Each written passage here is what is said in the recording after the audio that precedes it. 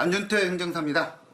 대법원 2024-1766 판결이 2024년 4월 12일에 확정되었습니다. 이로써 공인중개사는 더 이상 권리금 계약서를 작성하지 못하고 행정사를 대동하여 권리금 계약서를 작성하여야 합니다. 그렇다면 실무에서도 어떠한 이유로 행정사가 반드시 권리금 계약서를 작성해야 되는 것일까요?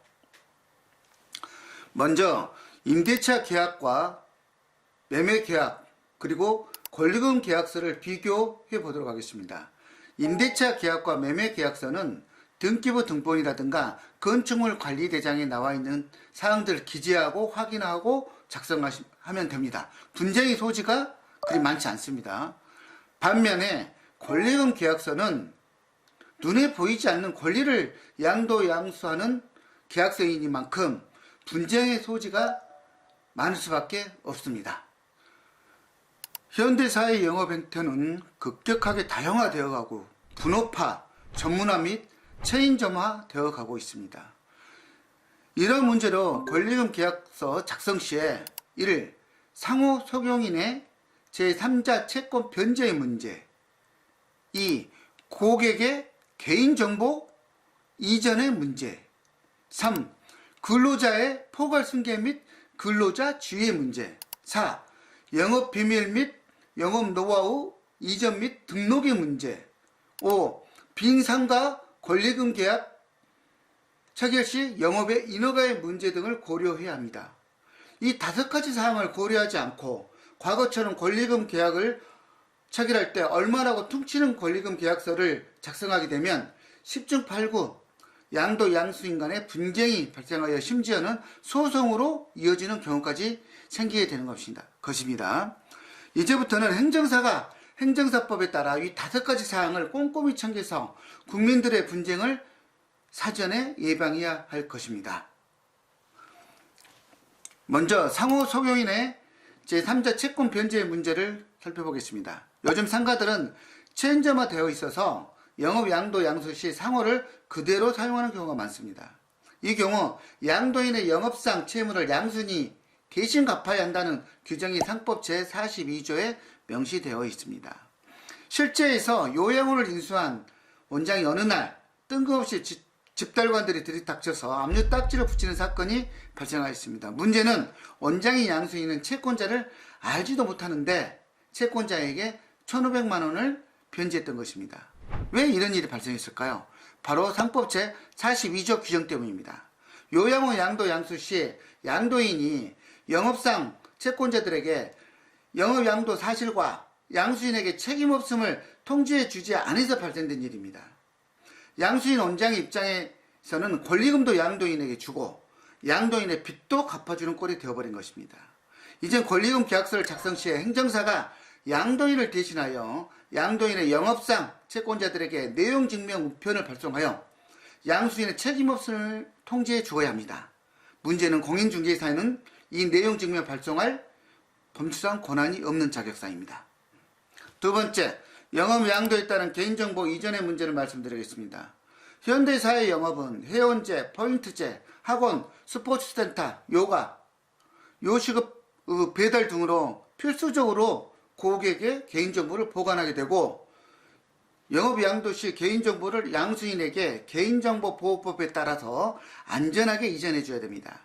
영업 양도 양수에 따른 개인정보보호법상의 이전 절차를 밟지 않을 경우 양도인에게는 1,000만 원 이하의 과태료가 처해질 수도 있고 형사적으로는 개인정보 제3자 제공이 되어 양도인, 양수인 모두에게 5년 이하의 징역 또는 5천만 원 이하의 벌금에 처해질 수도 있습니다. 현대사회 보이스피싱, 스토킹 범죄 등으로 인하여 개인정보의 중요성은 날로 커져가고 있습니다. 그런데 영업 양도 양수 계약서를 작성함에 있어 민감한 개인정보 이전에 대한 법 절차를 과거처럼 이행하지 않으면 일반 국민들에게 막대한 피해를 줄 수도 있습니다.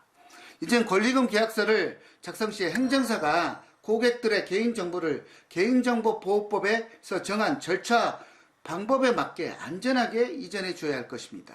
하지만 공인중개사에게는 이러한 행정 절차를 자문할 수 있는 법적 권한이 없습니다. 세 번째, 근로자의 포괄 승계에 따른 문제입니다. 현대사회는 근로자의 권리가 갈수록 향상되어 가고 있고 영업 양도에 따른 권리금 계약서 작성 시 근로자의 권리가 침해되지 않도록 안전하게 승계해 주어야 할 것입니다. 누적된 시간의 근무 시간, 누적된 연차의 개수, 약정된 근로기간 및 퇴직금의 중간 정산과 적립의 방법 등을 꼼꼼히 살펴야 할 것입니다.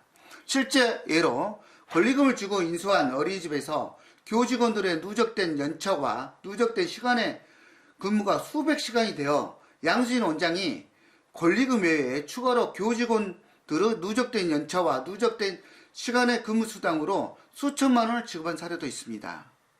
이젠 권리금 계약서를 작성 시에 행정사가 근로자의 소득 누적된 연차, 시간의 근무, 퇴직금 적립 방법 등을 꼼꼼히 챙겨 근로자의 권리가 침해되지 않도록 해야 할 것입니다. 하지만 공인중개사는 이런 업무를 수행할 법적 권한이 없습니다.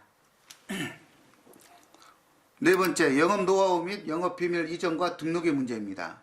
현대사회는 다양하고도 독특한 영업 노하우와 영업 비밀을 가지고 자신만의 독특한 영업 활동을 하고 있습니다.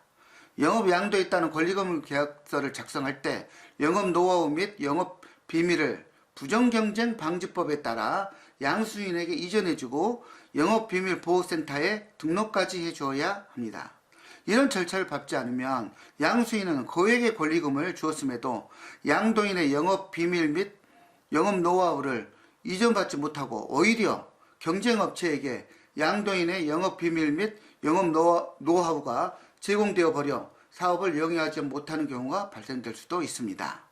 이젠 권리금 계약서를 작성 시에 행정사가 영업비밀 및 영업 노하우를 양수인에게 이전해주고 영업비밀보호센터에 등록까지 해줌으로써 그에게 권리금을 지급한 양수인의 영업을 보호해 줘야 할 것입니다. 하지만 공인중개사는 영업비밀보호센터에 영업비밀 및 영업 노하우를 등록할 수 있는 법적 권한이 없습니다. 다섯 번째, 빈상가 바닥 권리금의 경우 인허가의 문제입니다. 현대사회는 다양하고도 복잡한 영업 형태로 행정청 담당 주무관까지도 특정 영업 또는 새로운 형태의 영업에 대한 인허가의 문제를 혼동하는 경우가 많습니다.